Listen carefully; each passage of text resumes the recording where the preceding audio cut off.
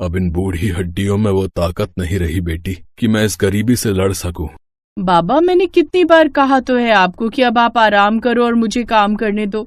पर मेरे रहते हुए तू काम क्यों करेगी बेटी? रुक जा, मैं करता हूँ कुछ, ढूंढता हूँ अपने लिए कुछ नया काम धंधा। कोई जरूरत नहीं है बाबा, आपने सारी उम्र मेरा ख्याल रखा है, तो अब घर मुझे संभालने दो पूरी तरह से।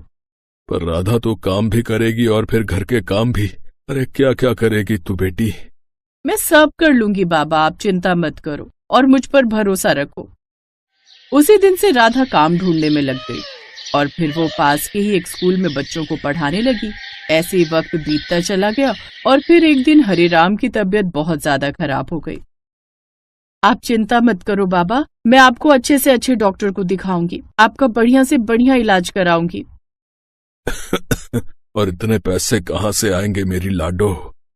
मैं हमारी सारी जमीन बेच दूंगी बाबा। नहीं, वो खेत मैंने तेरी शादी के लिए बचा कर रखा है। अगर वो खेत भी मैं खा गया तो फिर तेरी शादी कैसे होगी? नहीं नहीं, अब मैंने सोच लिया है। क्या सोच लिया बाबा? इससे पहले कि यमराज पधारे मैं तेरी शादी कर दूंगा। आप कहीं नहीं जा रहे बाबा, भगवान के लिए ऐसा मत बोलो। एक दिन तो सबको ही जाना है बेटी, तू चिंता मत कर, मुझे मेरी जिम्मेदारी निभाने दे। फिर हरिराम जी जान से राधा के लिए एक अच्छा रिश्ता ढूंढने लगा और फिर एक दिन राधा के लिए सामने से एक बहुत बड़े घर का रिश्ता आया। हे भगवान, मुझे तो यकीन ही नहीं हो रहा है कि आप मेरी राधा के लिए रिश्ता लेकर आए हैं। हाँ, यकीन करना मुश्किल तो है, पर भाई साहब ये तो बताओ कि आप दहेज में क्या दोगे हमें, मतलब कि अपनी लड़की को। देखिए, मेरे पास बस एक ये झोपड़ी और रोड किनारे एक छोटा सा खेत है और ये सब राधा का ही है। अच्छा, बस इतना ही, चलिए ठीक है, फिर हम आपको सोचकर बताते हैं। ललिता का लालच देखकर राधा को बहुत गुस्सा आया और मेहमानों के जाते ही उसने अपने बाबा से कहा, बाबा, मुझे नहीं करनी इनके यहाँ शादी, कितने लालची लोग हैं ये। अरे मेरी बच्ची, सारी दुनिया ही दहेज की लालची है, क्या करें? और तू ये सोच कि कितना बड़ा घर है इनका, अपने ससुराल जाकर राज करेगी तू राज।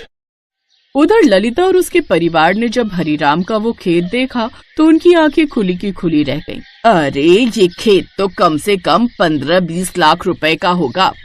हाँ भाग्यवान, सही कह रही हो। पता नहीं बुढ़े को इस खेत की कीमत का अंदाजा भी है या नहीं। एक खेत मिल जाएगा और गांव वाली जमीन भी। सही सौदा है पापा मम्मी। चुप कर बेवकूफ, गांव की जमीन पर उस बुढ़े की झोपड़ी है। अगर तूने जमीन मांग ली तो फिर बुढ़ा कहाँ रहेगा? कहीं ऐसा ना हो कि वो हमारे साथ ही रहने को आ जाए। इसीलिए फिलहाल ये खेत ले लेते हैं और जब बुढ़ा टाइम बोल जाएगा तो फिर वो जमीन भी अपनी। और इस तरह खेत और जमीन के लालच में अटल और ललिता ने अपने बेटे नवीन की शादी राधा से करवा दी। अब राधा ललिता के घर की बहू बनकर आ गई। ललिता का घर बहुत बड़ा और सुंदर था। राधा अपने कमरे में बैठी हर एक चीज को निहार रही थी। तभी ललिता की गूंजती हुई आवाज आई, राधा, ओ राधा, चल आजा जल्दी से, आकर खाना खा ले। आई माँ जी। राधा जैसे खाने की मेज पर बैठी तो उसने देखा कि मेज पर जितने बर्तन रखे थे वो सब चांदी के थे। देख रही है राधा, इसे कहते रईसी, तेरे तो भाग ही खुल गए हमारे घर की बहू बनकर।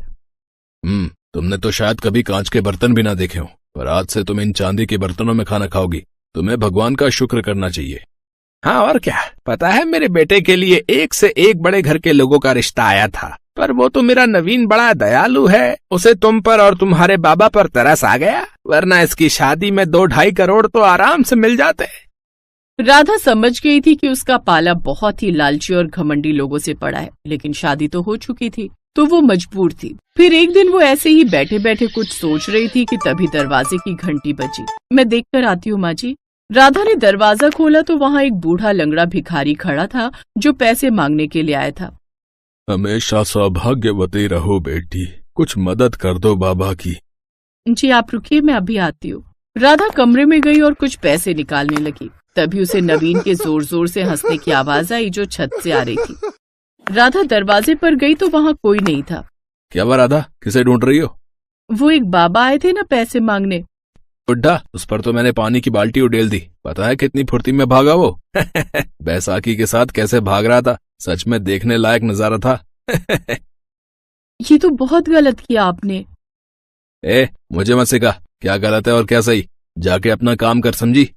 राधा अच्छे से समझ गई थी कि उसके ससुराल वाले भले ही चांदी के बर्तनों में खाना खाते हों, लेकिन उनका दिल एकदम काला कोयला था। कुछ दिनों के बाद राधा अपने बाबा से मिलने गांव गई। उसने अपने बाबा को सारी बातें बता दी और फिर, हे भगवान, ये तो बहुत ही बुरे लोग हैं, बेटी मुझे माफ कर दे। मुझे तो लगा था कि बड़े लोग हैं तो दिल भी बड़ा होगा इनका। हाय, मैंने तेरी जिंदगी बर्बाद कर दी। नहीं बाबा, ऐसा मत कहिए, अब जो भी है वो मेरी किस्मत है, आगे भगवान की मर्जी। अपने बाबा से मिलने के बाद राधा अपने ससुराल लौट गई। उसने बस से उतर पैदल ही अपने ससुराल की तरफ चलने लगी। तभी उसे रास्ते में वही भिखारी दिखाई दिया जो उस दिन उसके ससुराल आया था। बाबा मेरे पति को माफ कर दो। तुम जैसे घमंडी लोगों का नाश निश्चित है। तुमने एक भिखारी का मजाक उड़ाया है, उसकी गरीबी का मजाक उड़ाया है। तुम देखना, तुम्हारा ये सोने जैसा महल, चांदी के बर्तन, सब कुछ खत्म हो जाएगा एक दिन। ये मेरी बद्दुआ है। पर बाबा, मैं तो आपको देने के लिए पैसे लेने गई थी, इस सब में मेरा क्या कसूर है? मुझे तो ऐसी सजा मत दो आप। तेरी भलाई इसी में है कि उन लालची और घमंडी लोगों को छोड़ दे और चली जा कहीं, वरना तू भी भुगतेगी। ये कहकर भिखारी वहाँ से चला गया। राधा समझ चुकी थी कि अब उसके ससुराल का अंत निश्चित था, तो वो ससुराल जाने की बजाय अपने बाबा के पास वापस आ गई। क्या हुआ राधा, तू वापस नहीं बाबा, अब मैं यहीं रहूंगी। अच्छा किया आपने जो वो सड़क किनारे वाला खेत मेरे नाम किया। अब मैं वहीं एक ढाबा खोलूंगी और जब भी मेरे ढाबे पर कोई गरीब आएगा तो वो कभी भूखे पेट वापस नहीं जाएगा। राधा ने अपनी झोपड़ी और गांव की जमीन बेचकर रोड किनारे वाले खेत पर एक ढाबा खोल लिया और खूब पैसे कमाने लगी। उसने अपने बाबा का बढ़िया इलाज कराया, जिससे हरिराम भी काफी स्वस्थ हो गया। फिर कई साल बाद जब राधा अपने ढाबे पर आराम से कुर्सी पर बैठी थी, तभी उसने देखा कि उसके सामने फटे पुराने कपड़ों में अटल, ललिता और नवीन खड़े थे। कुछ मदद कर दो बेटी। अरे राधा, तुम, ये क्या हाल हो गया आपका माँ जी? पापा जी, ये सब क्या हुआ? क्या बताएं राधा, पता नहीं किसकी हाय लगी। तेरे जाने के बाद सब बर्बाद हो गया। फैक्ट्री जल गई, घर नीलाम हो गया और धोखाधड़ी के इल्जाम में 3 साल की सजा भी हो गई। कल ही जेल से बाहर आए और कल से ही एक निवाला नहीं गया मुंह में। पर अब सब ठीक है। हाँ, तेरा इतना बढ़िया ढाबा है तो हम तो अब से यहीं रहेंगे, अपनी प्यारी बहू के पास, और बढ़िया बढ़िया खाना खाएंगे, है ना नवीन?